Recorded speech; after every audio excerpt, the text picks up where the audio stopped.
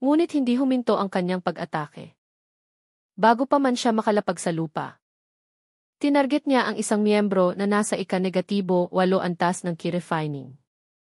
At ginamit ang 3 stars Zhao Slash. Ang huli ay labis na nagulat. Agad niyang itinaas ang kanyang malaking sable gamit ang 2 braso. Ginamit ang likod ng sable para salagin ang espadang ito. Nagbanggaan ang 2 metal at lumikha ng mga kislap. Ngunit malinaw na minamaliit niya ang antas ni Fang Chen. At lalo niyang minamaliit ang kanyang sword technique. Crack, nagtagal lang ito ng isang saglit. Naputol ang likod ng sable ng kalaban. Hiniwa ng Black Iron Sword ang kanyang collarbone. Sa sakit na pasigaw ang taong ito. Zhao Ming.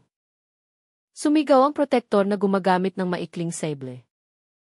At marahas na sinaksak ang likod ni Fang Chen. Hinawakan ni Fang Chen ang hawakan ng espada gamit ang 2 kamay at humiwa ng malakas. Dumaos-dos pababa ang Black Iron Sword sa kanyang collarbone. At tinanggal ang kalahati ng kanyang dibdib. Walang oras na tingnan ang resulta. Ginamit niya ang momentum ng pag-atake para umikot at humiwa muli. Saktong sinalubong nito ang paparating na maikling sable ng protektor. Nagtagpo ang 2 sandata. Sa kritikal na sandaling ito ang matapang ang mananalo. Sumigaw si Fang Chen. 7 stars to the north.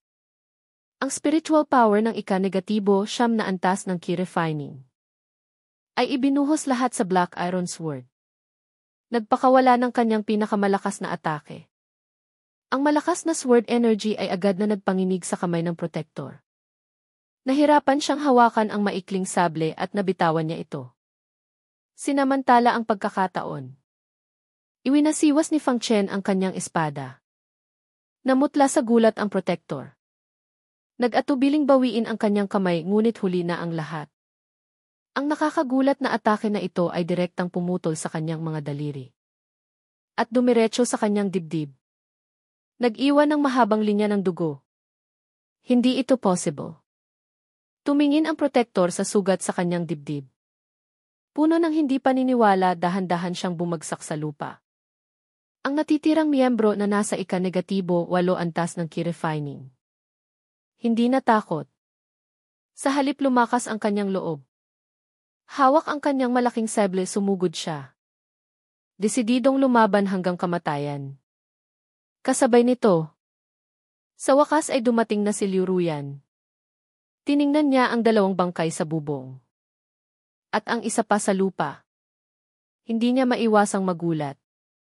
Gaano kabilis nakapatay si Fang Chen ang 3 tao. Mabilis siyang lumingon sa paligid. May nakita siyang isa pang natitira mula sa Xui Fugong na nasa 60 taong gulang. Nagmamadaling nagbubuhat ng mga armas. Nanlisik ang kanyang mga mata at sumugod, hawak ang kanyang magaan na espada. Natitira sa Xui Fugong, mamatay ka na. Nakita ito ni Fang Chen na nakikipaglaban. Nagbago ang kanyang mukha at sinabing, mag-ingat ka. Hindi siya ordinaryong natitira. Kahit isang sulyap lang. Ngunit naramdaman niya. Ang bigat na dulot ng matandang ito sa kanya ay hindi mas mahina kaysa sa protektor na may maikling sable. Ngunit hindi na nakinig si Liu Ruyan. Naunahan na siya ni Fang Chen. Natalo na siya dahil nakuha na nito ang 3 kill. Sa wakas ay may natira para sa kanya. Kung hindi pa niya ito mapapatay, anong mukha pa ang ihaharap niya? Hiya, sumigaw si Liu Ruyan. Itinuwid ang kanyang katawan. At sinaksak ang matanda. Doon lang napansin ng matanda. Pumasok lang siya para magbuhat ng mga gamit. At halos lahat ng tauhan niya ay napatay na. Hindi niya maiwasang magalit. Tiningnan niya si Liu Ruyan na sumusugod sa kanya. Natural na puno ng galit. Sumigaw siya, naghahanap ka ng kamatayan. Niyanig niya ang kanyang katawan at isang nakakatakot na spiritual power ang lumabas. Hindi pa man dumarating ang espada ni Liu Ruyan. Tinaboy na siya palayo ng sumusugod na spiritual power. Foundation establishment na pasigaw sa gulat si Liu Ruyan. At agad na napagtanto kung sino ang nasa harap niya. Sa takot ay sinabi ang branch master ng Fugong. Ang lakas ng loob niyang pumasok sa lungsod ng Guzhou. Ilang bata ang nangahas na patayin ang mga elite ng aking Xu Fugong. Galit na galit ang branch master. Sumugod siya patungo kay Liu Ruyan. Nagbago ang mukha ni Fang Chen habang nanonood sa bubong. Sa lakas ni Liu Ruyan, malamang ay mapapatay siya sa isang sagupaan lang. Nag-alala siya. Tiningnan niya ang miyembro na patuloy na umaatake. Ang miyembrong nasa ika-negatibo 8 na antas ng ki refining na patuloy na nakikipaglaban sa kanya. Bigla siyang gumamit ng movement technique para lumayo. At walang pag-aalinlang ang ginamit ang 7 stars to the north. Isang mabilis na hiwa ng espada ang dumaan sa kanyang lalamunan. Hindi na tiningnan ni Fang Chen ang resulta. Agad siyang tumalon mula sa mataas na pader.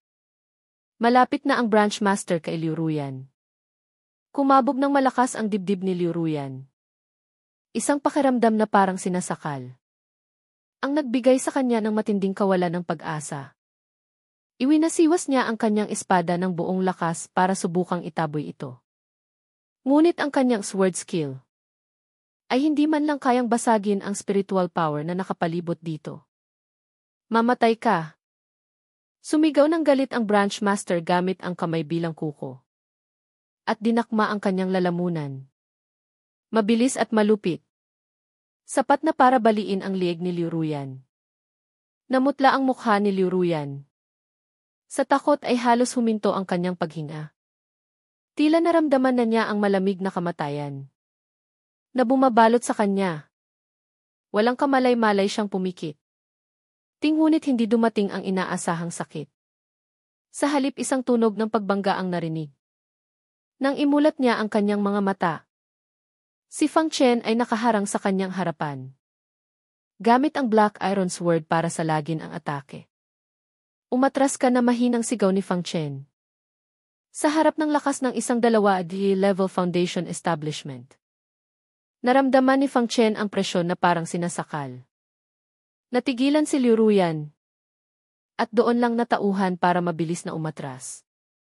Walang sinuman sa inyo ang makakatakas. Sigaw ng branch master. Pinisil niya ng malakas gamit ang kanyang kamay. At nakagawa ng mga lamat sa Black Iron Sword. Nagbago ang mukha ni Fang Chen. Ngunit nakaisip siya ng paraan. Hindi siya umatras. Sa halip ay pinilit niyang magbuhos ng malakas na spiritual power sa Black Iron Sword. Itinulak ito ng buong lakas. Ang naging resulta nito. Hindi kinaya ng Black Iron Sword ang presyon mula sa magkabilang panig. Sa wakas sa isang malakas na tunog ng pagkasira. Ang talim ng Black Iron Sword ay nabasag sa maraming piraso. Natumalsik sa kanilang dalawa. Kabilang dito. Isang matalim na piraso ang tumalsik sa mukha ni Fang Chen. Ngunit ang materyales ng metal na maskara ay pambihira. Isang marka lang ang naiwan.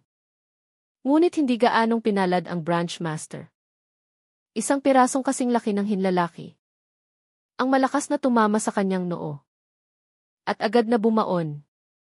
His na pasinghap sa sakit ang branch master. Subalit hindi ito nagdulot sa kanya ng malubhang pinsala. Iwinasiwas ni Fang Chen ang kanyang manggas. At pinatalsik ang lahat ng piraso sa ere. Dire-diretsong tumama sa malapit na branch master. Ang lakas ng loob mo karamihan sa mga piraso ay sumablay. Ngunit isang piraso ng bakal na kasing laki ng kuko. Ang bumaon sa kanyang kanang mata. Sa isang iglap bumuhos ang dugo mula sa kanyang kanang mata. Ang mata ko. Umungol sa galit ang branch master. Gamit ang natitira niyang mata. Tinitigan si Fang Chen at lumundag para sumugod. Labis na nag-ingat si Fang Chen. Hindi niya kayang harapin ng direkta ang galit na branch master. Agad siyang gumamit ng movement technique para umatras. Hinabol siya ng branch master na may nakakamatay na intensyon. Ang bilis niya ay hindi gaanong mabagal kaysa kay Fang Chen. Ang pinoproblema pa. Hindi pa nakakalayo si Fang Chen sa pagtakbo. Nang makita niya dahil sa sugat.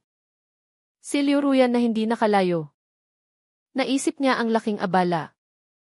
Sa isang sigaw nito, Niyakap niya ito mula sa likod sa baywang. At isinama siya sa pagtakas. Gulat na napalingon si Liu Ruyan. Nakitang yakap siya ng Shadow Guard isa. Ang init ng kanilang mga katawan ay malinaw na nararamdaman kahit sa kanilang mga damit. Hindi niya maiwasang mamula ang kanyang magandang mukha. At paglingon sa branch master na puno ng dugo ang mukha. At bulag na ang isang mata. Ay lalo siyang nagulat. Binulag pala ng Shadow Guard isa ang branch master. Napasinghap si Liu Ruyan. Gaano ba kalakas ang lalaking ito? Dahil personal niyang naranasan. Alam niya kung gaano kalakas ang branch master. Para siyang tupa nakakatayin sa harap nito. Ngunit nasugatan siya ng ganito ng lalaking ito. At nakatakas pa. Nang maalala niyang hindi niya matanggap ang posisyon nito bilang isa. Bilang Shadow Guard. At paulit-ulit pa siyang hinahamon. Hindi niya maiwasang mamula. Hindi nagtagal ang kanilang habulan. Dahil dumating si Ikingsu kasama ang ibang Shadow Guards. At mga kabalyero mula sa City Lord's Mansion para tumulong. Nang makita ito ng branch master. Puno ng galit siyang tumalon sa isang eskinita. Bago umalis gamit ang kanyang natitirang mata. Tinitigan niya si Fang Chen nang may matinding kalupitan. Tandaan kita. Tandaan kita. Buong galit niyang tinandaan ang maskara ni Fang Chen. At naglaho sa eskinita. Lumapit si Ikingsu. Tiningnan niya si Liu Ruyan na yakap ni Fang Chen. At nagpakita ng kakaibang ekspresyon. Siya nga pala. Kung malaman ni Liu Ruyan na si Fang Chen ang Shadow Guard isa. Ano kaya ang magiging reaksyon niya? Tumikim siya at nagtanong. Ang tumakas kanina ay miyembro ng Xu Fugong diba? Bakit kayong dalawa ang hinahabol niya? Tiningnan ni Ikingsu ang dalawa na may pagdududa. Ilang ordinaryong miyembro lang. Hindi naman siguro ganyan kahirap harapin diba? Kung ganyan talaga sila kahina. Nag-aalala si Ikingsu na ang binuo niyang Shadow Guards ay magiging isang katatawanan. Doon lang napagtanto ni Liu Ruyan na nakasabit pa rin siya sa Shadow Guard isa. Namula siya at mabilis na bumaba. Nagpaliwanag siya ang tumakas kanina ay hindi ordinaryong miyembro. O nagulat si Ikingsu.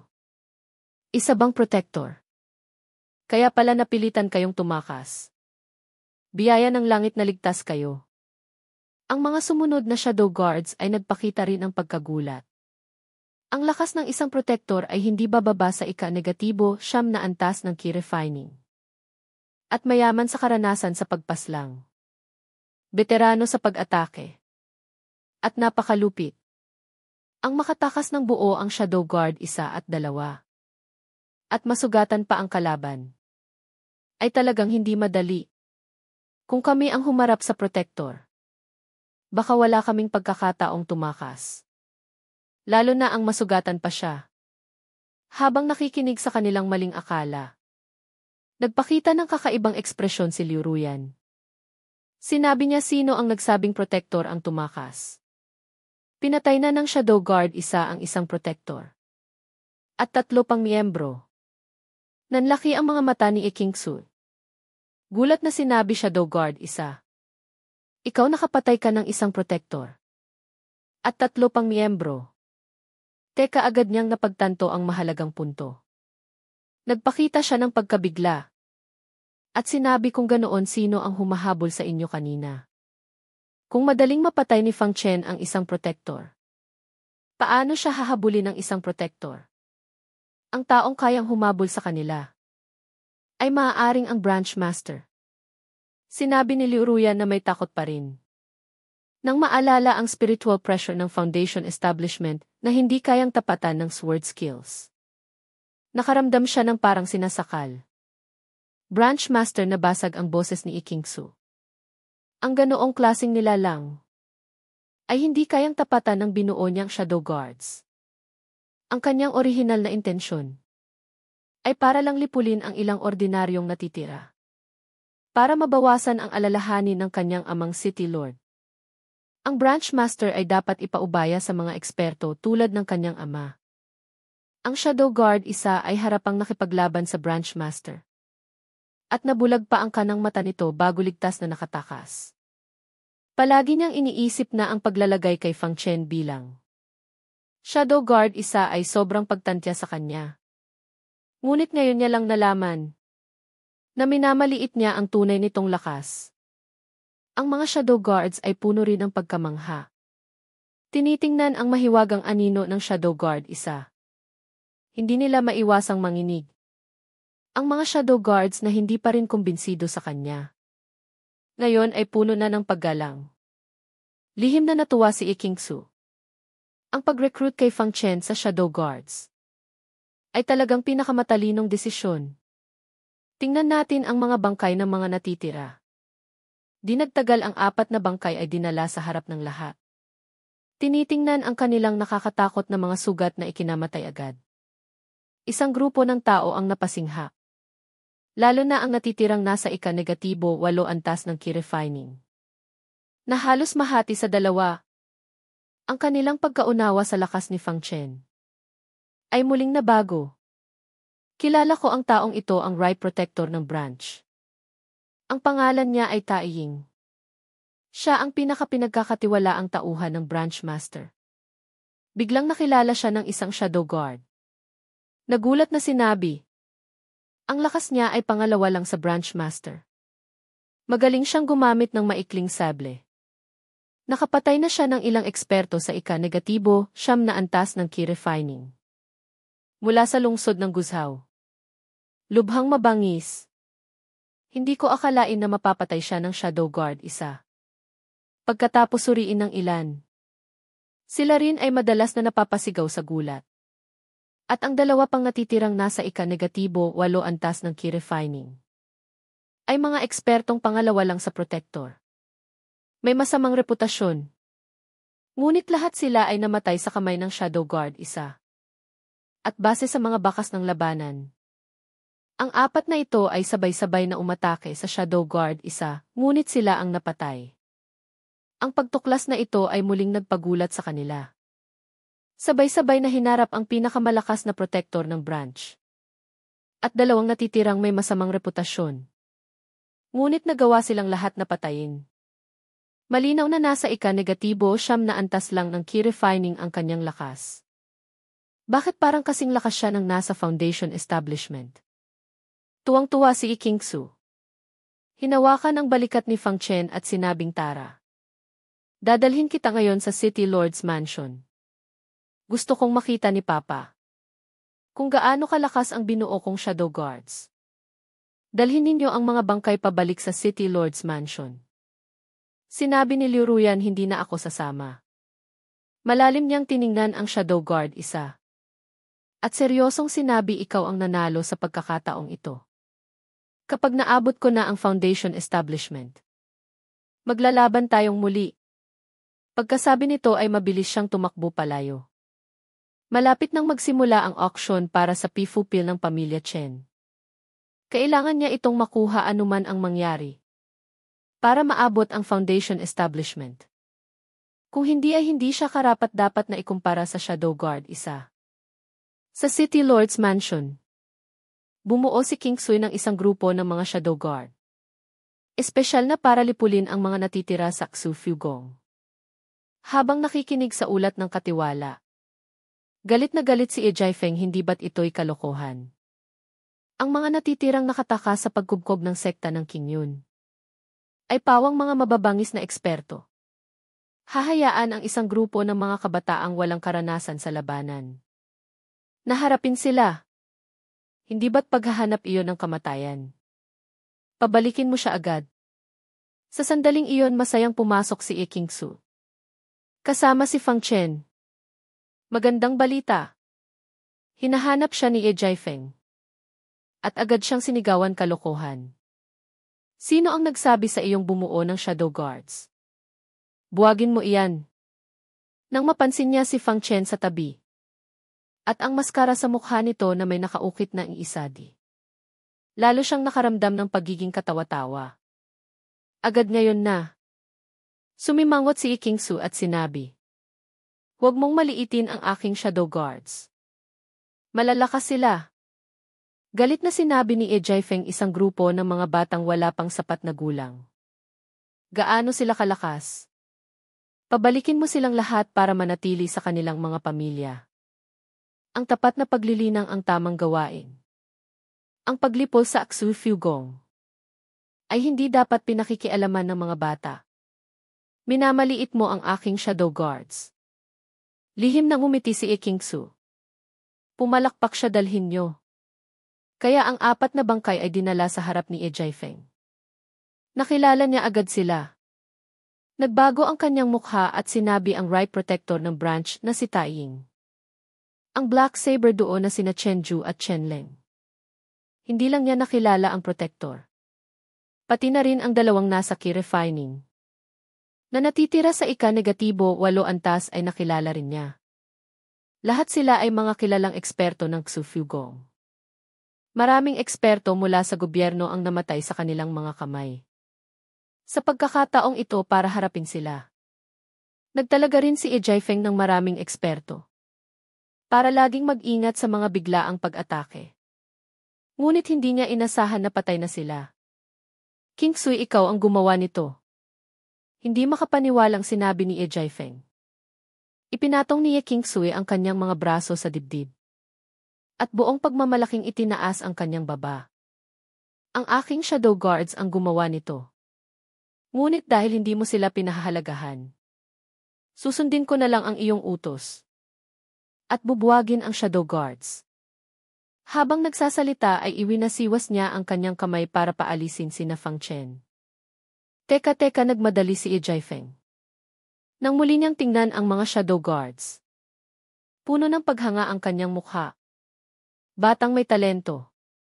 Tunay na batang may talento. Ang City Lord na ito ay humihingi ng paumanhin para sa aking kawalang-galang kanina. Sa inyong lahat mga Ginoo. Halika, ihanda ang kusina.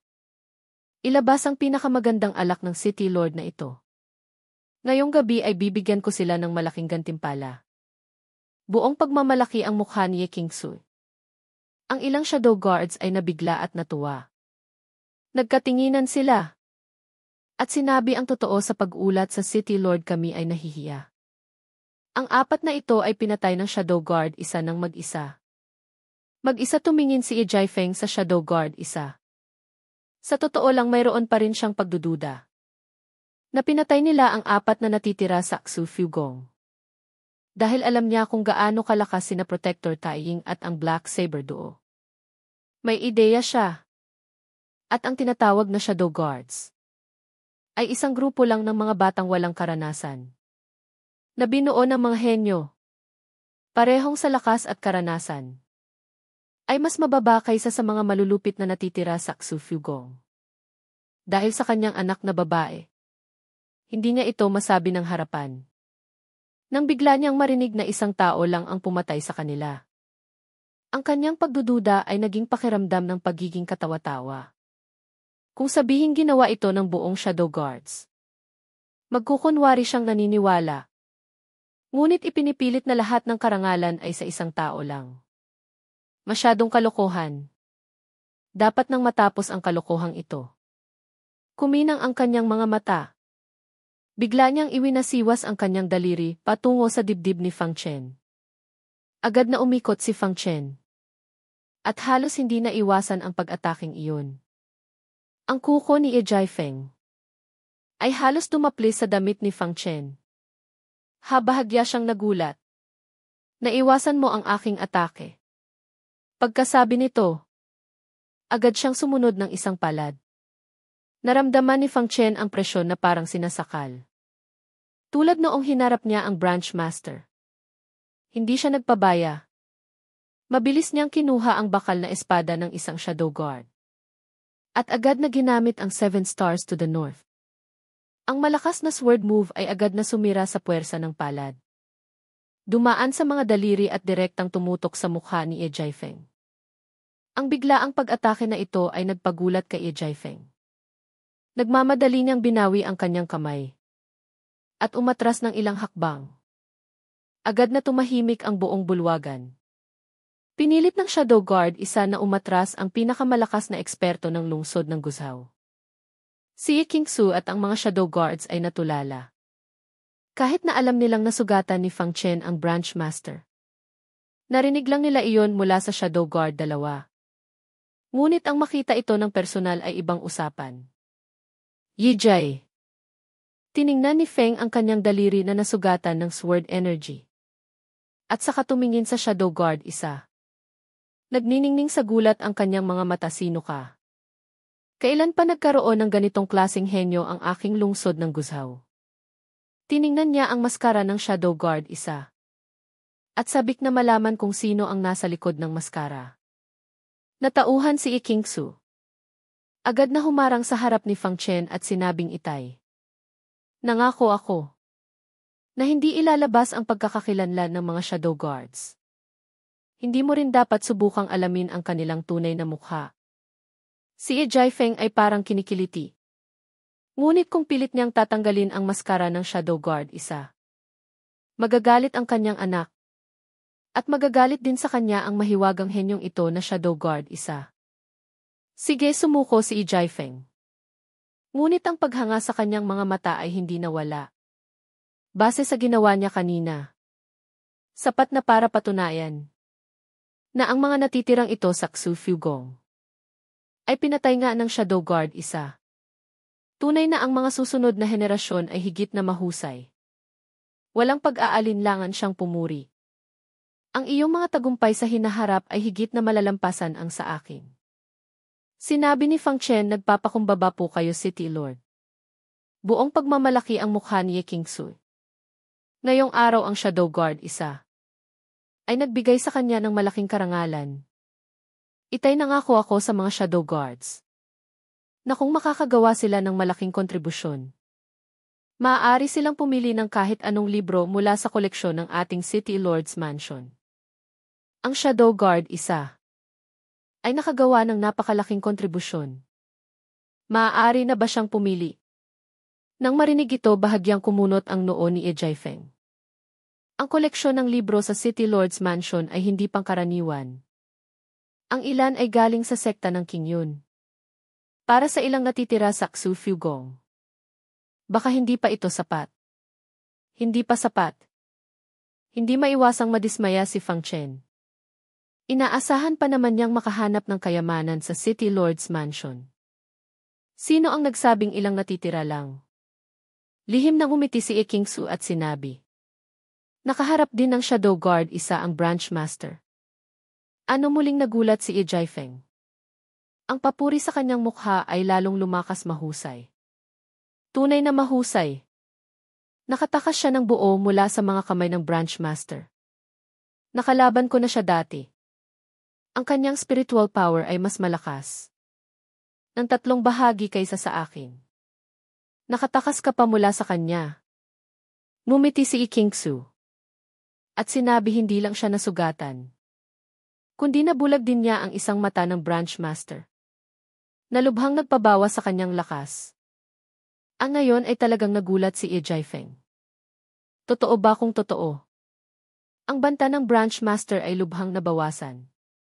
Sinabi ni Ye Qingsu, personal itong nakita ng inyong anak. At nakita rin ng mga Shadow Guards nang malaman na totoo ito. Tuwang-tuwa si Ye Jiafeng. Tinapik ang balikat ni Fang Chen at sinabi, magaling. Magaling nakagawa ka ng malaking kontribusyon.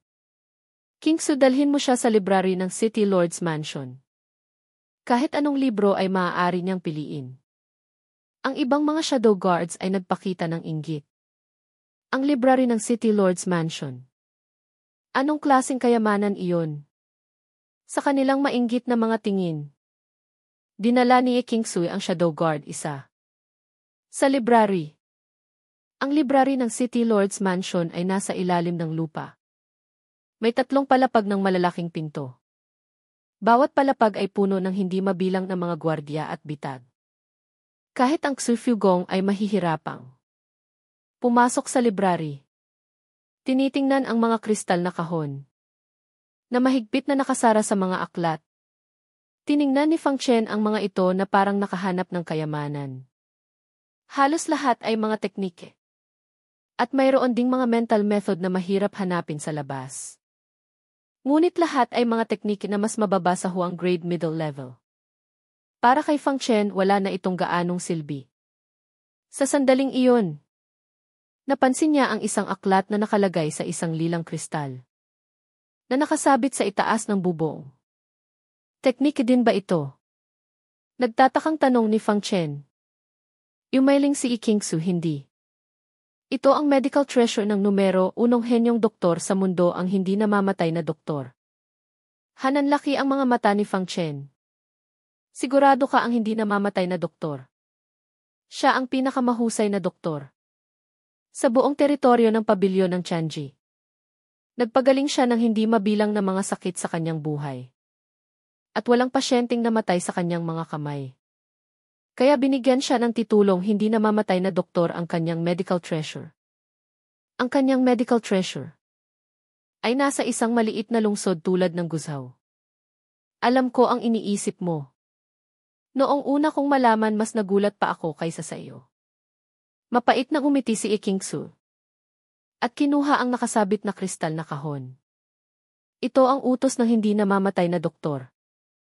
Kinopya niya ang kanyang medical treasure sa daan-daang kopya.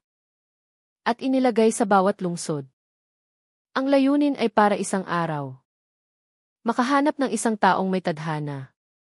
Para magmana ng kanyang kaalaman sa medisina. Hindi makapaniwalang sinabi ni Fang Chen ang hindi namamatay na doktor ay naghahanap pa ng tagapagmana. Sa kanyang pambihirang kaalaman sa medisina, maraming tao ang nagmamakaawang magmana ng kanyang kaalaman. Tingnan mo at malalaman mo. Mapait na sinabi ni Ikingsu. Binuksan niya ang kristal na kahon. At inilabas ang aklat ng medisina na tinatawag na isang puntos na hindi namamatay. At ibinigay kay Fang Chen. Kinuha ito ni Fang Chen. At sabik na binuksan para tingnan. At siya ay natulala. Nakita niyang bawat pahina ay puno ng maliliit na butas ng karayom. Walang ayos. At walang anumang pattern. Tila isang kalokohan ng isang bata. Ito ba ang pamana ng hindi namamatay na doktor? Nagkaroon ng malaking tandang pananong sa isip ni Fang Chen. Bumuntong hininga si Ikingsu. Kaya alam mo na kung bakit ito nakasabit sa itaas. Kung hindi dahil sa utos ng hindi namamatay na doktor na ilagay ito sa lungsod ng Guizhou. Matagal na namin itong itinapon. Si Fang Chen ay nalilito rin. Niloloko ba tayo ng hindi namamatay na doktor? Habang iniisip niya ito, biglang may lumitaw na pakiramdam ng kalinawan sa kanyang isip. Ang mga butas ng karayom sa pahina ay kakaibang gumalaw sa kanyang paningin. Ginoong Fang, pumili ka na lang ng iba. Mayroon ditong huwang grade middle level na mental method, iminungkahi ni Ikingsu. Natauhan si Fang Chen. Hawak ang isang puntos na hindi namamatay sa kanyang kamay, sinabi niya. Ito ang gusto ko ah. Nagulat si Ikingsu. Bakit mo ito gusto? Wala namang nakakaintindi nito. Pinigilan ni Fang Chen ang pananabik sa kanyang puso at sinabing, gusto kong subukan. Maaari mo ba akong bigyan ng isang lihim na silid? Gusto kong tingnan ito ng tahimik nang makitang hindi nagbibiro si Fang Chen. Bumuntong hininga na lang si Ikingsu. Sayang ang magandang pagkakataon. Na nasayang sa isang walang kwentang aklat ng medisina. Di nagtagal. Pumasok si Fang Chen sa espesyal na silid ng paglilinang ni Ikingsu. Agad niyang binuksan ang aklat at muling binasa. Nang muling lumitaw ang pakiramdam ng kalinawan sa kanyang isip. Muling gumalaw ang mga butas ng karayom sa aklat. Habang gumagalaw ang mga butas ng karayom, unti-unti itong bumuo ng isang mapa ng mga meridyan ng tao. Bawat butas ng karayom ay kumakatawan sa isang espesyal na acupoint ng tao. Binuksan ang ikalawang pahina. Nagsimula ring gumalaw ang mga butas ng karayom na bumubuo ng isang imahe ng isang tao na maihawak na pilak na karayom. Ikatlong pahina, ang mga butas ng karayom ay gumagalaw din. Ikaapat na pahina, nang matapos basahin ni Fang Chen ang lahat. Gabi na. Buong araw siyang nakatuon sa pagbabasa. At malaki rin ang kanyang nakuha. mula sa pagbabago ng ayos ng mga butas ng karayom. Natutunan niya ang isang kamangha-manghang kaalaman sa medisina. Ito nga ang pamana ng hindi namamatay na doktor. Ngunit para matutunan ito, kailangan ng napakataas na antas ng pag-unawa. Kinusot ang kanyang mga pagod na mata. Umalis si Fang Chen sa lihim na silid. Nagkakagulo sa City Lord's Mansion. Maraming nagpapatrolyang gwardiya ang tumatakbo patungo sa pangunahing bulwagan. May nangyari ba pinigilan ni Fang Chen ang isang gwardiya? Ang mga natitira sa Xu Fugong ay lumitaw. Nang makita ng gwardiya na ito ang Shadow Guard isa, agad siyang nagpakita ng paggalang at sinabi, "Sa pag-ulat, Ginoo, hindi ang mga natitira sa Xu Fugong. Ang pinuno ng pamilya Chen na si Chen Yukyu ay malubhang nagkasakit at namatay. Ang City Lord at ang binibini ay naghahandang pumunta para kumpirmahin. At nagtitipon ng mga kasamang gwardiya ang ama ni Chen Silin mula sa pamilya Chen." Doon lang napagtanto ni Fang Chen kung bakit si Chen Silin bilang isang babae ang humaharap sa lahat. Dahil pala malubha ang sakit ng kanyang ama. Dahil sa kanilang relasyon ni Chen Silin. Tahimik na nag-isip si Fang Chen, pupunta rin ako para tingnan. Di nagtagal na sa unahan si Ye Jiafeng. Si Ye Qingsu at Fang Chen ay magkatabing naglalakad sa likuran. Anong sakit ng pinuno ng pamilya Chen? Tanong ni Fang Chen. Bumuntong hininga si Ye Qingsu at sinabi na sugatan siya ng isang kaaway. Naputol ang kanyang heart meridian. Sa mga nakaraang taon nabubuhay lang siya dahil sa mga kayamanang panglangit at lupa. Ngayong wala na siya. Mahihirapan na marahil ang pamilya Chen sa hinaharap. Kung malaman ng kaaway na iyon na namatay na siya, malamang hindi niya patatawarin ang kanyang asawa at anak. Ang malalaking alitan sa mundo ay malupit. Lalo na sa mundo ng martial arts. Kung hindi mo ubusin ang ugat ngayon, bukas ay pamilya mo naman ang mawawasak. Hindi namatay ang pinuno ng pamilya Chen. Maaaring matakot ang kaaway. Ngayong wala na siya. Hindi siya palalampasin ng kalaban. Tahimik na bumuntong hininga si Fang Chen habang nakikinig. Hindi niya maiwasang maawa kay Chen Silin, isang matalino at napakagandang dalaga. Maaari niya siyang tulungan habang nasa lungsod ng Guizhou. Kung umalis siya balang araw, nakasalalay na sa kanyang sariling kapalaran ang lahat. Di nagtagal. Ang pintuan ng bahay ng pamilya Chen ay may nakasabit ng puting parol at nakadikit na mga koplet. Sa gitnang looban ay may isang itim na kabaong. Sa loob ay nakahiga ang isang taong may dugo sa 7 butas. At maitim ang balat ng liig at mukha. Ang nasa katanghali ang gulang na lalaki ay si Chen Yukyu. Si Chen Silin ay nakasuot ng puting damit at nakaluhod sa harap ng kabaong. Puno ng luha ang kanyang mga mata. Ang kanyang payat na katawan ay tila malungkot sa gitna ng kalungkutan. Bukod pa rito, dumating din ang ilang pamilyang may mataas na katayuan. Ang pamilya Chen ay isang malaking pamilya sa lungsod ng Guizhou. Natural na marami silang kaalyadong pamilya. Kasama na rito ang pamilya Zhu. Kumakatawan si Zhu Jianshen sa pamilya Zhu at lumuhod sa harap ng kabaong.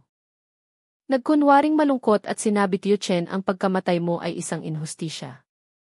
Kung alam ko lang nasugat sa puso ang iyong karamdaman, babalik ako sa sekta ng Qingyun para dalhin ang gintong od na pampahaba ng buhay na tableta para gamutin ka." Nang marinig ito ang ina ni Chen na si Liu Qinmin, habang umiiyak ay tinulungan siyang tumayo. "Sa iyong intensyon, ang iyong tiyo Chen ay magiging masaya sa kabilang buhay." Ngunit bahagyang umiling si Fang Chen. Ang gintong od na pampahaba ng buhay na tableta ay eksklusibong formula ng hindi namamatay na doktor. Simula nang pumanaw siya, nawala na ang tabletang ito. Wala nito ang sekta ng Qingyun. Para makuha ang simpatsya ng pamilya Chen, si Zhu Jianshen ay puno ng kasinungalingan. Magbigay galang din tayo. Pinangunahan ni Ye Jiafeng si Ye Qingsu na yumuko. Pagkatapos magbigay galang, sinabi niya manatili ka at kausapin si Binibining Chen. Uuwi na ako at iniwan siya. Lumuhod din si Fang Chen para magbigay galang. Pagkatayo ay tiningnan niya si Chen Silin na hindi mapigilan ang pag-iyak. At sinabi, makiramay po ako. Tila pamilyar ang boses na ito kay Chen Silin. Ngunit sa sandaling iyon abala siya sa kanyang kalungkutan. Kaya tumango lang siya. Bilang tugon kay Fang Chen, handa na siyang umalis. Biglang gumalaw ang kanyang tainga. May pagtatakang tumingin sa kabaong. Nakarinig siya ng pulso. Ang pulso ay para lang sa mga buhay. Hindi pa ba talaga patay si Chen Yukyu? Hindi niya maiwasang magtanong. Sigurado ba kayong wala ng pulso ang pinuno ng pamilya Chen? Ang biglaang tanong ay nagparamdam sa mga miyembro ng pamilya Chen ng kawalang galang.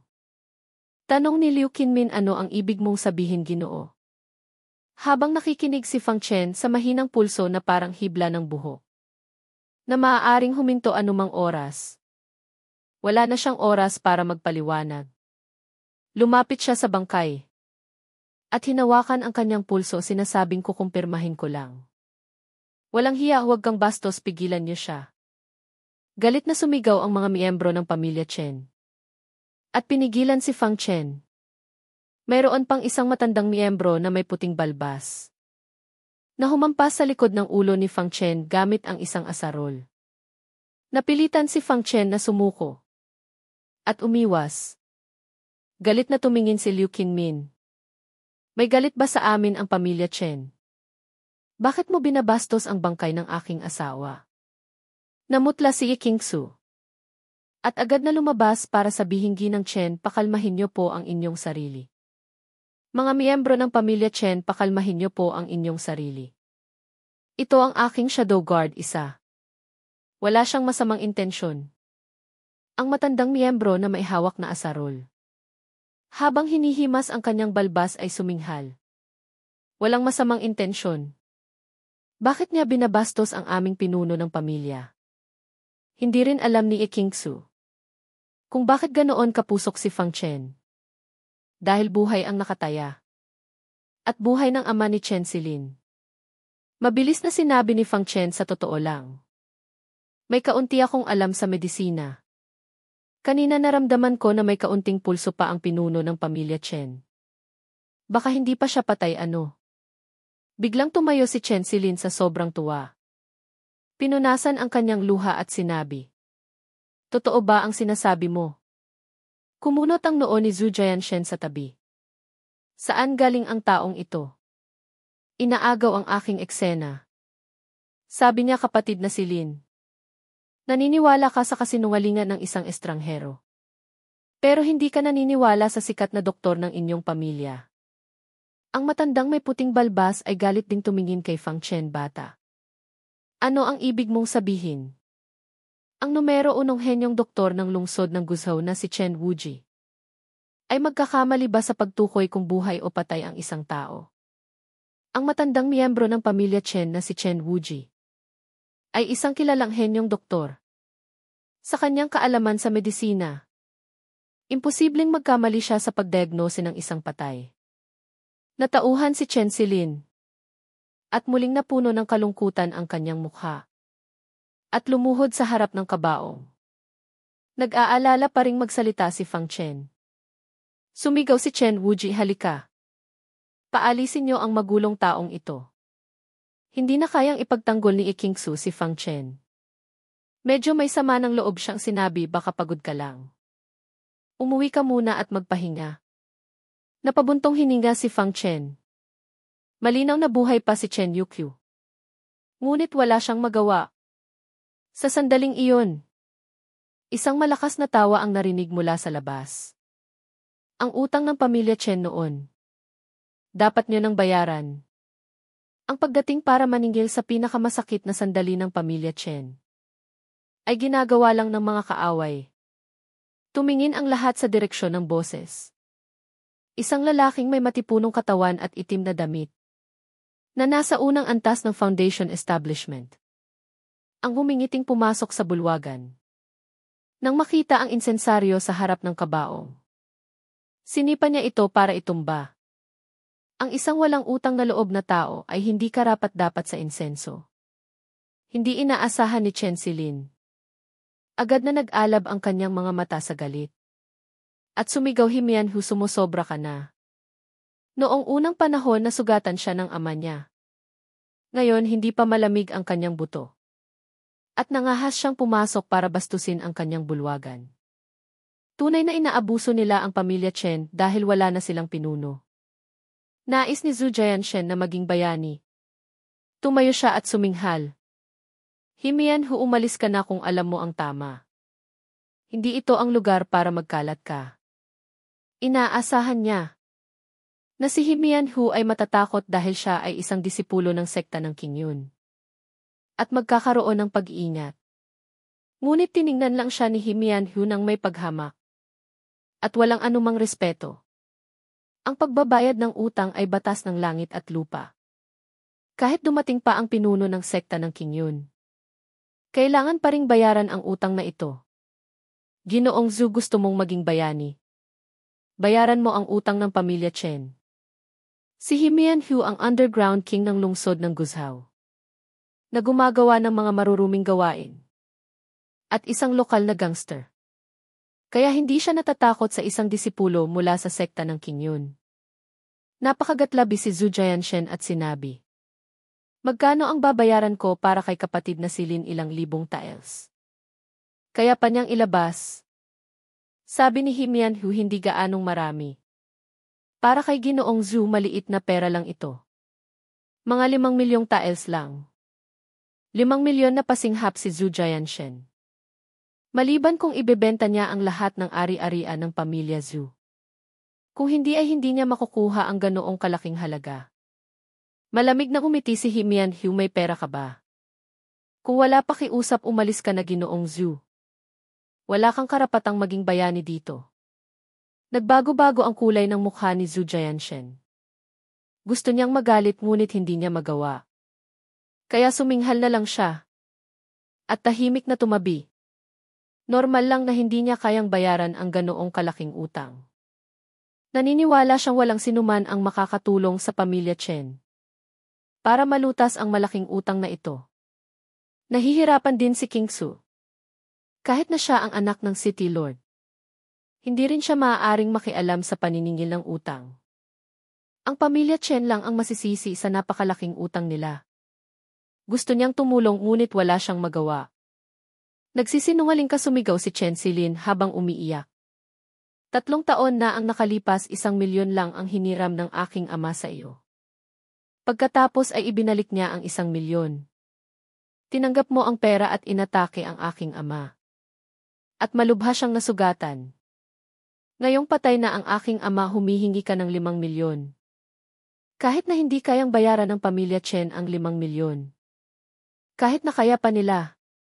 Hindi nila hahayaang basta-basta na lang silang singilin. At kunin ang ari-arian ng pamilya Chen. Ngumiti si Himianhu. Ngunit hindi nang aasar na inilahad ang kanyang kamay, nagbayad na ang iyong ama. Nasaan ang resibo? Galit na sinabi ni Chen Silin. Ang aking ama ay nasugatan mo at walang malay hanggang ngayon. Kung may resibo, ibinigay na niya sa amin. Nang marinig ito, nanlisik ang mga mata ni Himianhu. Itinaas niya ang kanyang kamay at sinampal siya. Kung walang resibo, anong pinagsasabi mo? Bago pa man dumapo ang kanyang sampal sa mukha ni Chen Silin. Isang matalim na espada ang dumaan sa tabi ng tainga ni Chen Silin. At tumusok sa isang tusong anggulo. Natakot si Himianhu at mabilis na binawi ang kanyang kamay at umatras ng ilang hakbang. Tiningnan niya ang kanyang palad. Ang balat na nasugatan ng matalim na sword energy. Lihim siyang nagulat. Halos masira ang kanyang isang kamay dahil lang sa sword energy. Kailan pa nagkaroon ng ganoong kalakas na tao ang pamilya Chen? Tumingin siya sa itaas. Isang taong may kakaibang maskara. Na may nakaukit na ni Isadi. Ang dahan-dahang lumabas mula sa likod ni Chen Silin. Kapag gumalaw ka ulit, sisirain kita. Itinutok ni Fang Chen ang kanyang espada sa kanya. Nagpakita ng takot si Himianhu. At sumigaw, maaari ko bang malaman ang iyong pangalan? Sa kanyang linya ng trabaho. Ang pinaka hindi niya kinatatakutan ay ang mga tinatawag na marangal na pamilya. Dahil ang mga marangal na pamilya ay may mga matatanda at bata. Kung maglakas loob silang saktan si Himian Hugh, maaari niyang gantihan ang kanilang pamilya. Ang pinaka kinatatakutan niya ay ang mga taong tulad ng nakamaskarang ito, na may mahiwagang pagkakakilanlan at malakas na kakayahan. Kung saktan siya, hindi niya alam kung saan maghihiganti. Tumayo si Fang Chen sa harap ni Chen Silin. At walang emosyong sinabi ang apat na salita, Shadow Guard number 1. Anong klaseng pangalan iyon? Nainis si Himian Hugh. Ngunit alam din niyang hindi siya isang taong walang alam sa mundo. At hindi basta-basta magpapakilala. Nagbigay galang siya. At medyo magalang na sinabi, kapatid. Nananingil lang ako ng utang. Sana huwag kang makialam. Bahagyang kumunot ang noo ni Fang Chen. Ang pagbabayad ng utang ay nararapat. Kung normal na paniningil, hindi siya dapat makialam. Ngunit kung ito ay malisyosong pangingikil, iba na iyon. Lumingon siya kay Chen Silin at sinabi, totoo ba ang sinabi mo? Medyo nagtataka si Chen Silin. Tinitingnan ang Shadow Guard, isa na ito. Hindi niya alam kung bakit niya siya pinoprotektahan. At hindi rin niya kilala ang isang kasintanda niyang may ganoong kalakas na kakayahan. Kaya kong manumpa sa langit. Paulit-ulit na tumango si Chen Silin. Malakas na suminghal si Himian Hugh. Anong silbi ng panunumpa? Ang kailangan ko ay tunay na ebidensya. Narito ang utang ng pamilya Chen. Pagkatapos ng 3 taon ng interes, eksaktong 5 milyon. Kung may resibo ka, ilabas mo ngayon. Habang nakikinig sa kanilang dalawa at sa kalagayan ni Chen Yukyu, may ideya na si Fang Chen. Nanliit ang kanyang mga mata habang nakatingin kay Himian Hugh. Sinabi niya, akala mo ba walang makakapagpatunay? Ang dahilan kung bakit ngayon lang siya dumating ay dahil hindi siya sigurado kung may hininga pa si Chen Yukyu. Ngayong patay na siya, dumating siya para manggulo at mangikil ng pera. Si Himian Hugh ay parang baboy na hindi natatakot sa kumukulong tubig. Kumuha siya ng isang upuan at nakadekwatrong umupo sa gitna ng bulwagan. Wala akong pakialam sa sinasabi niyo. Kailangan kong makita ang 5 milyong taels ng pilak. Kung hindi maililibing ng payapa ang matandang si Chen Yukyu.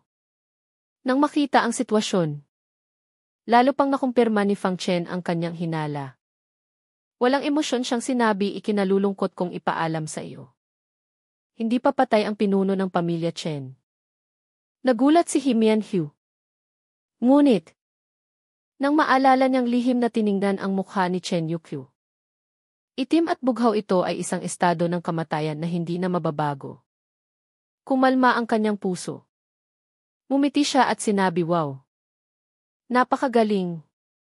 Isang salita lang. At ang patay ay nagiging buhay.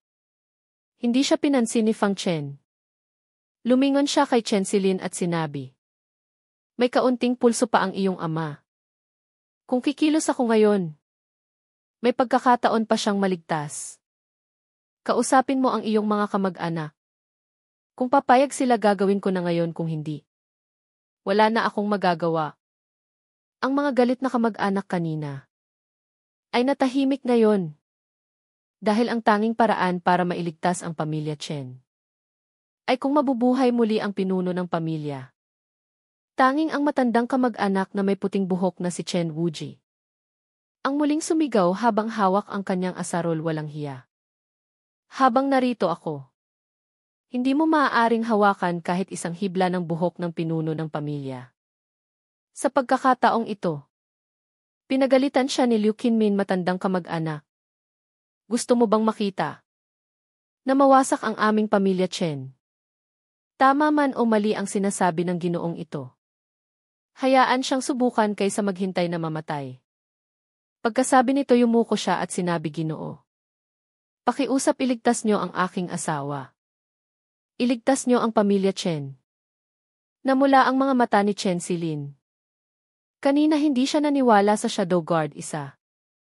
Ngunit pagkatapos ng nangyari, naramdaman niyang pinoprotektahan siya ng shadow guard isa na ito. Hindi ba talaga patay ang aking ama? Mabubuhay ba talaga siya? Lumuhod siya at sinabi, Ginoo, kung maililigtas mo ang aking ama, magsisilbi akong alipin mo. Sa buong buhay ko gagawin ko ang lahat para sa iyo. Sobra na iyan tinulungan siyang tumayo ni Fang Chen. At sinabi dahil wala kayong tutol. Magsisimula na akong magamot. Lumapit siya sa bangkay ni Chen Yukyu. Ayon sa kaalaman sa medisina mula sa isang puntos na hindi namamatay. Ginamit niya ang kanyang enerhiya para palitan ang hangin. At sunod-sunod na pinindot ang mga pangunahing acupoint. Para buhayin ang kanyang halos humintong mga organo. Pagkatapos ng isang oras, puno na siya ng pawis. Ngunit wala pa ring senyales na nabubuhay si Chen Yukyu. Kumalma ang puso ni Himian Hu. Hinimas ang kanyang ulo at sinabi, tapos na ba ang pagpapanggap? Oras na para bayaran ng pamilya Chen ang utang. Ang mga mata ni Chen Silin ay mula sa pag-asa. Hanggang sa kawalan ng liwanag ngayon. Puno ng kalungkutan. Masyado akong tanga. Naniwala talaga akong mabubuhay ang mga patay. Nagkatinginan si Zhu Jianshen at Chen Wuji. At parehong nagpakita ng isang bakas ng pangutya. Ang mga miyembro ng pamilya Chen sa bulwagan ay bigo rin. Ngunit biglang, isang mahinang ungol ang narinig mula sa kabaong. Himian Hu, kung may lakas ka ng loob, puntahan mo ako sa ilalim para maningil. Anong klaseng tao ang nambubuli sa mga ulila at biyuda ng pamilya Chen? Agad na nagulat ang lahat sa bulwagan. Isang duwag ang napasigaw. Nagmumulto ang mga babaeng kamag-anak ay namutla. At nagmamadaling tumakbo palabas ng bulwagan. Ang mga lalaking kamag-anak ay nagpakita rin ng takot. Maging si Himian Hu ay nanginginig sa takot. Ang kanyang matipunong katawan ay nanginginig. At sinabi nagmumulto. Tanging si Chen Silin at ang mag-inang Liu Qinmin. Ang masayang lumapit sa kabaong at tumingin. Dahan-dahang iminulat ang kanyang mga mata. Tunay nga. Ang nabuhay na si Chen Yukyu ay napasigaw sa tuwa. Asawa ko. Natauhan ang lahat. At nagsilapitan. Tinitingnan si Chen Yukyu na tunay ngang nabuhay. Lahat sila ay nagulat. Tunay ngang nabuhay ang pinuno ng pamilya. Ang Shadow Guard isa na ito ay kayang buhayin ang mga patay. Isang tunay na henyong doktor. Puno ng pagkabigla ang magandang mukha ni Kingsu. Ang Shadow Guard isa ay isa ring henyong doktor. Teka, baka natutunan niya talaga ang isang bagay mula sa isang puntos na hindi namamatay. Imposible walang nakakaintindi niyon. Ngunit anuman ang sabihin. Ang mahiwagang kaalaman sa medisina ng Shadow Guard isa ay tunay. Tiningnan niya si Zhu Jianshen. At nag-isip. Sa tulong ng lahat, umupo si Chen Yukyu sa upuan ng pinuno ng pamilya. Malamig niyang tinitigan si Himian Hu at sinabi, gusto mo ng resibo? Binuksan niya ang kanyang bibig. At tinanggal ang isa sa kanyang mga pustiso. Ang ngipin ay guwaang. Sa loob, ay may nakatagong isang maliit na piraso ng papel na nakatupi. Pagkabukas ito ay isang resibo na may perma ni Himian Hu. Pagkatapos kong bayaran ang 1,000,000 taels ng pilak, hindi mo siguro makakalimutan ang resibong isinulat mo. Sigaw ni Chen Yukyu. Natauhan ang mga miyembro ng pamilya Chen. Kaya pala noong dinala nila si Chen Yukyu pabalik, hindi nila mahanap ang resibo sa kanya. Dahil naramdaman ni Chen Yukyu ang masamang balak ni Himian Hu. At maagang itinago ang resibo sa isang napakalihim na lugar. Nang malaman na nabisto na siya, mabilis na tumakas si Himian Hu. Natatakot na palibutan ng galit na pamilya Chen. At hindi na makalabas. Nang akala ng lahat ay tapos na. Biglang sumigaw si Chen Yukyu, Chen Wuji. Lumapit ka rito. Lumingon ang lahat. Ang ipinagmamalaking henyong doktor ng pamilya Chen ay lihim na tumatakas habang maraming tao. Galit na sinabi ni Chen Yukyu na sugatan ako ni Himian Hu. Hindi ko siya kinamumuhian. Mas mababa ang aking kakayahan kaya tinatanggap ko. Ngunit ikaw kumakain ka sa pamilya Chen, umiinom sa pamilya Chen. At nakipagsabwatan ka pa sa mga tagalabas para patayin ako. Ikaw na traitor. Italin niyo siya. At bugbugin hanggang mamatay. Hayaan siyang sabihin kung sino ang gustong pumatay sa akin. Ano, nagulat ang lahat sa pamilya Chen. Kaya pala sa loob ng 3 taon si Chen Yukyu ay walang malay. At lalong lumulubha ang kanyang mga sugat. Dahil sa kagagawa ni Chen Wuji. Sumugod ang ilang batang miyembro ng pamilya. At dinaganan siya sa lupa at itinali. Nagmakaawa si Chen Wuji, pinuno ng pamilya, patawarin niyo ako. Napilitan lang din ako. Pumalakpak si Chen Yukyu sa mesa. At galit na sinabi, nagsisinungaling ka pa rin, napilitan ka. Kung gayon tatanungin kita. Nang malaman ng batang henyong doktor na may pulso pa ako. At hindi pa ako patay. Bakit mo siya pinigilan na suriin ang aking pulso, ano? Doon lang naalala ng mga miyembro ng pamilya Chen. Na kanina si Chen Wuji ay may hawak na asarol. At parang galit na pinipigilan si Fang Chen. At sa kanyang pangunguna, lahat ng miyembro ng pamilya Chen ay gustong paalisin si Fang Chen. Pareho silang galit at puno ng pagsisisi. Halos naging kasabwat sila sa pagpatay sa pinuno ng pamilya. Ang mga miyembro ng pamilya na puno ng galit ay kumuha ng mga pamalo at pinagpapalo siya hanggang mamatay. Ngunit pagkatapos ng ilang palo, sumigaw si Chen Wuji. At namatay habang umuubo ng dugo. Nakita sa kanyang likod na tinamaan siya ng isang shuttle. Na tumago sa kanyang puso. Malinaw na may pumatay sa kanya para patahimikin. Para hindi niya masabi ang mastermind. Ngunit dahil sa gulo kanina, walang nakapansin kung sino ang gumawa nito. Ito ay nagpagalit at nag-alala kay Chen Yukyu. May lumabas na dugo mula sa kanyang bibig. Walang magawang sinabi ni Fang Chen, pinuno ng pamilya Chen. Ang usapin tungkol sa mastermind ay maaaring imbestigahan mamaya. Sa ngayon dapat kang magpagaling. Hindi nagpabaya ang mga miyembro ng pamilya Chen. Agad na dinala si Chen Yukyu sa silid. Muling sinuri ni Fang Chen ang kanyang pulso. At pinalitan ang reseta ng tamang gamot. Di nagtagal pagkatapos ng isang mangkok ng gamot. Umuubo si Chen Yukyu ng ilang itim na dugo. At gumaan ang kanyang pakiramdam. Salamat, henyong doktor. Iniligtas mo ako. At iniligtas mo rin ang aking pamilya Chen. Nagpupumilit na bumangon si Chen Yukyu para lumuhod kay Fang Chen. Iwinasiwas ni Fang Chen ang kanyang kamay, walang anuman. Ayon sa reseta na ito, patuloy na inumin. At gagaling ang iyong mga lumang sugat. Mayroon pa akong gagawin. Kaya aalis na ako. Nang marinig ito, mabilis na sinabi ni Chen Yukyu, henyong doktor, teka. Silin, pumunta ka sa imbakan at kumuha ng 1,000,000 taels ng pilak para sa henyong doktor. Tumango si Chen Silin. Walang anumang pag-aalinlangan. Kung ikukumpara sa pagliligtas ng Shadow Guard, isa sa kanyang buhay. At sa kanyang pamilya. Ang 1,000,000 taels ay napakaliit na halaga. Ngumiti si Fang Chen at sinabi, hindi na kailangan. Ginawa ko lang ito dahil sa iyong anak na babae.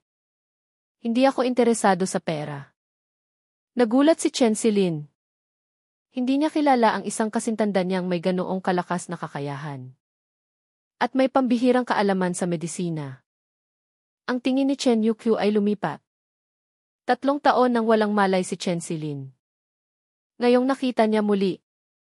Kailangan niyang aminin na ang kanyang anak ay naging isang magandang dalaga. Na gustong-gusto ng lahat. Agad na naintindihan ni Chen Yukyu ang intensyon ni Fang Chen. Pagkatapos ng mahabang pag-iisip, napakagatlabi siya at sinabi, Silin. Ngayong gabi mananatili ang ginoong ito sa ating bahay.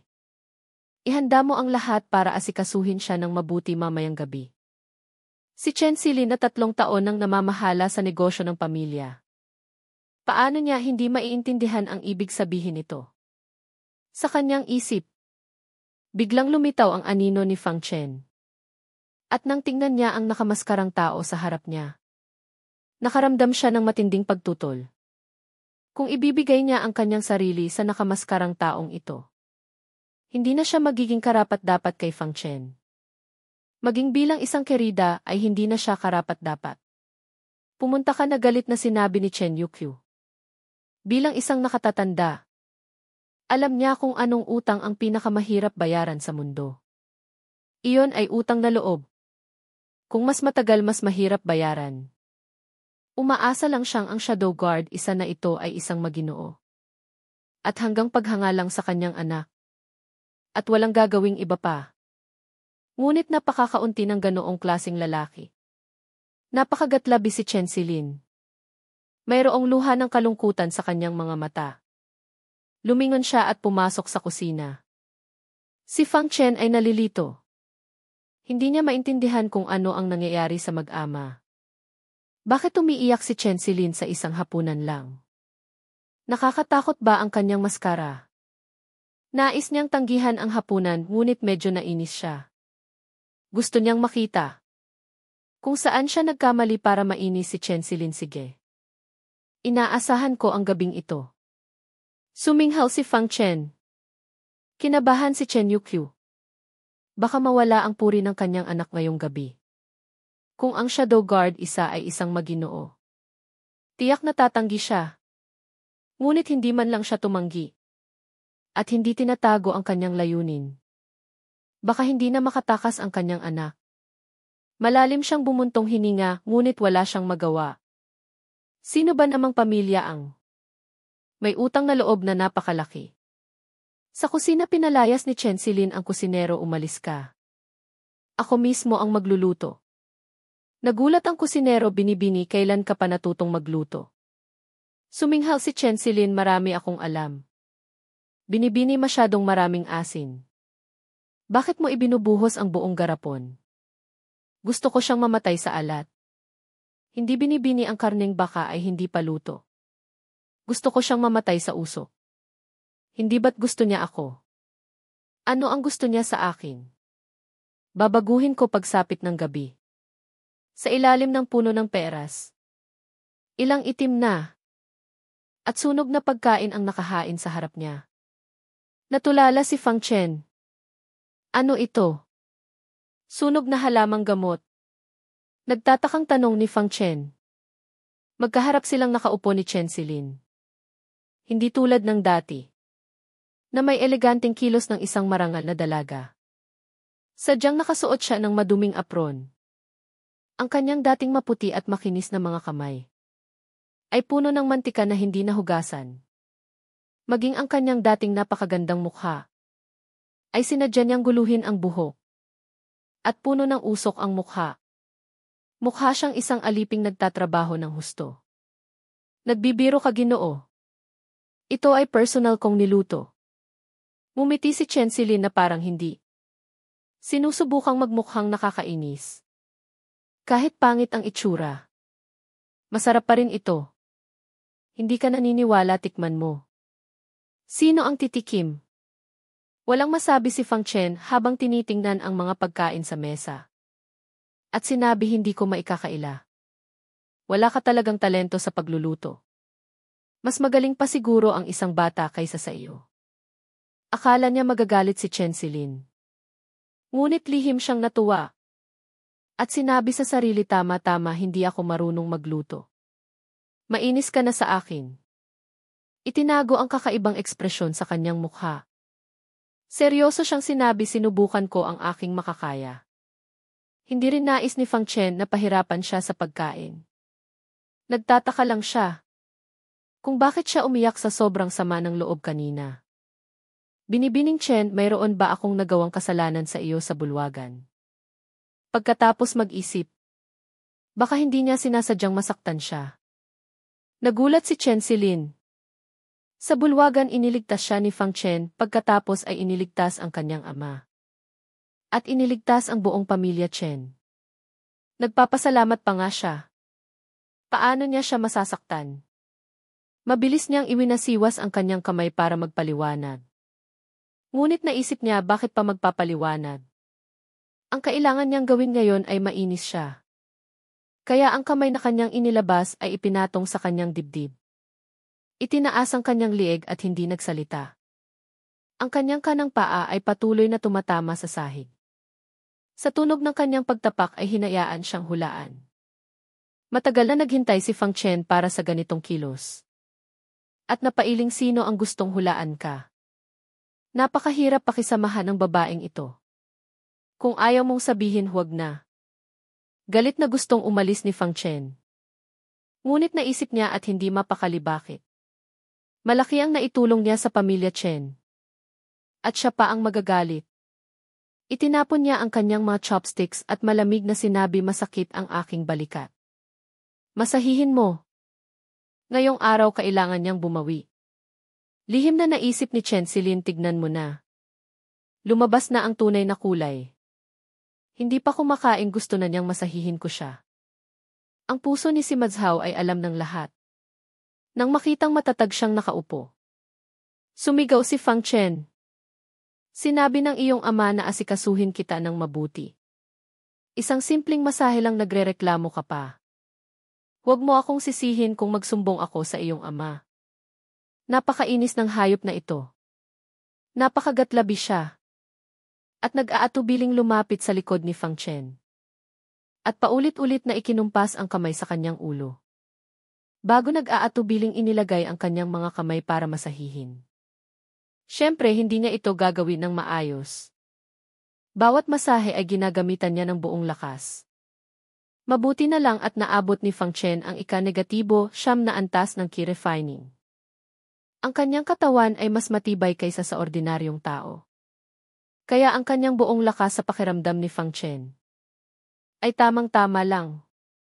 Hindi masama tamang-tama ang lakas. Mukhang may talento ka sa ganitong gawain. Pinuri ni Fang Chen na nag-alala kay Chen Silin. Ayaw niyang hangaan siya ng shadow guard isa na ito. Ang gusto niya ay mainis ito sa kanya. Kaya pagkatapos ng ilang masahe, nagkunwari siyang pagod at humihingal. Hindi ko na kaya. Hindi ko na kayang masahihin seryoso. Ilang masahe lang. Kahit tanga si Fang Chen. Makikita niyang sinasadya niyang maging tamad. Nang hihilingin na niya sanang magpatuloy. Biglang gumalaw ang kanyang tainga. Mukhang mali ang iyong pulso. Lumingon si Fang Chen. At hinawakan ang kanyang pulso. Para suriin. Ngunit mabilis na binawi ni Chen Silin ang kanyang kamay. At lihim na nainis lumalapit na siya diba? Una masahe. Pagkatapos ay hahawakan ang kanyang kamay. Ang susunod ay mas malapit na kontak diba? Matagal na kitang kilala. Sa kanyang isip. Biglang lumitaw ang anino ni Fang Chen. Parehong may malaking kakayahan. Si Fang Chen ay napakumbaba at magalang. Kapag mag-isa sila, laging nagpapanatili ng distansya si Fang Chen. Laging isang maginoo. Hindi tulad ng shadow guard isa na ito na naghahanap ng paraan para manamantala. Nakakainis. Hindi siya kahit 1% ni Fang Chen. Hindi na kailangan wala akong sakit. Malamig na tumanggi si Chen Silin. Ngunit may narinig talagang kakaiba si Fang Chen. Tiningnan niya ito at sinuri ang kanyang kutis. Ngunit normal ang lahat. Parang may sakit na parang wala. Napakakaiba. Binibining Chen, huwag kang umiwas sa doktor. Hindi ako nagsisinungaling. Hayaan mong suriin ko ang iyong pulso. At malalaman natin. Malamig na ngumiti si Chen Silin. Kung hindi gumana ang pananamantala mananakot naman. Hindi siya naniniwala. Hindi na kailangan. Maayos ako. Napailing siya. At walang pakundangang itinuro ang hapunan sa mesa. Ginoo, kumain ka na. Pagkatapos kumain ipapahatid kita sa iyong silid para matulog. Desidido siyang hindi hahayaang magtagumpay ang shadow guard isa. Ngunit si Fang Chen ay nag-aalala para sa kanyang kalusugan. Ang pulso na iyon ay hindi isang maliit na sakit. Dahil sa pagtulong niya sa akin na itago ang mga kilos ng 3-star Soul Master sa hindi kilalang eksperto. Tumayo si Fang Chen at sinabi pasensya na binibining Chen. Nagulat si Chen Silin. At mabilis ding tumayo. Inilagay ang kanyang mga kamay sa dibdib. At nag-iingat na sinabi ano ang gusto mong gawin. Walang imik si Fang Chen. Lumakad ng 3 hakbang sa 2. At hinawakan ang kanyang pulso, huwag kang magulo. Natakot na umatras si Chen Silin. Ngunit sa likod niya ay may nakausling bato. At bigla siyang natumba paatras. Hindi mahalaga ang kanyang pagkatumba. Hawak din niya ang kamay ni Fang Chen. At hinila siya pababa sa sahig. Kaya nangyari ang isang gasgas na eksena. Si Fang Chen ay dumagan kay Chen Silin. Ang kanilang mga noo ay magkadikit at naririnig ang hininga ng isa't isa. Halos maghalikan na sila. Maging si Fang Chen bilang isang lalaki ay hindi maiwasang mamula agad. Mabilis siyang tumayo at sinabi, pasensya na. Hindi ko sinasadya. Ngunit si Chen Silin ay nanginginig sa galit. Tama nga ang hula niya. Ang walang hiyang taong ito ay gagawin ang lahat para magkaroon ng malapit na kontak. Ang susunod ay direkta na, diba? Natakot si Chen Silin. At hindi na tinago ang kanyang intensyon. Tumayo siya at umatras, sinasabing, Ginoo. Pakiusap, igalang mo ang iyong sarili. Mayroon na akong mahal. At hindi ko natatanggapin ang ibang lalaki. Kung lalapit ka, mas gugustuhin ko pang mamatay. Nagulat si Fang Chen.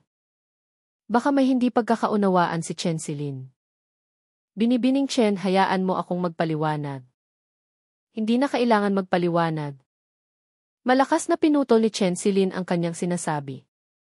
Alam ko kung ano ang nasa isip mo. Iniligtas mo ako. At ang buong pamilya Chen. Dapat ka naming pasalamatan ng buong puso. Ngunit paumanhin, hindi ko maibibigay ang aking sarili sa iyo. Sana maintindihan mo. Habang nakikinig si Fang Chen, kumukulo ang kanyang dugo. Tinanggal niya ang kanyang maskara at sinabi, Chen Silin, ano ba ang nasa isip mo? Kung ano ang nasa isip mo? Sumagot si Chen Silin. Nang makita niya ang mukha sa ilalim ng maskara, bigla siyang natigilan. Fang Chen. Hindi siya makapaniwala sa kanyang mga mata. Ang kanyang isip ay blanko. Iniligtas ko ang pamilya Chen dahil sa iyo. Galit na sinabi ni Fang Chen, bakit? Ano ba ang nasa isip mo? Akala mo ba ako ay isang manyak? Natulala si Chen Silin. At naisip ang kanyang gusgusing itsura. Ang kanyang sunog na pagkain. Ang kanyang nakakainis na kilos. At nakaramdam siya ng parang gusto na niyang mamatay. Ipinakita niya sa taong pinakagusto niya. Ang kanyang pinakapangit na panig. Ayaw ko nang mabuhay. Umupo siya at tinakpan ang kanyang mukha at humagulgol. Dumating si Chen Yukyu. At nakita ang kanyang anak na nakaupo sa sahig at umiiyak. Akala niya ay inabuso siya. At naawa at nagsisi na sinabi, pasensya na Silin, ama. Hindi dapat kita hinayaang harapin ito. Tumingin siya kay Fang Chen. At sinabi, pakiusap, bumalik ka na lang sa ibang araw. Kahit maubos pa ang yaman ng pamilya Chen, babayaran namin ang aming utang na loob. Mabilis na pinunasan ni Chen Silin ang kanyang luha. At nagpaliwanag, hindi inabuso ang inyong anak. Kami ang nagkamali sa kanya. Pagkatapos ipaliwanag ang pagkakakilanlan ni Fang Chen. Doon lang naintindihan ni Chen Yukyu.